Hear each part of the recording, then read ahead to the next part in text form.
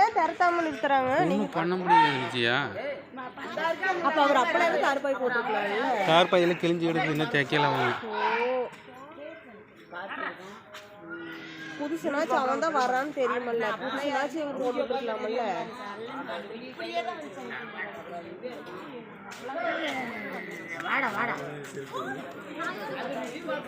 என்னன்னா உள்ள வந்துட்டு சிரிச்சுட்டு இருக்கிறாங்க. என்ன பண்ணுறது அப்புறம் என்ன பண்ணுங்க? இங்கே வந்தப்போ நாங்கள் அதை நாங்கள் எவ்வளோ தூரம் கட்டணும் தெரியுமா?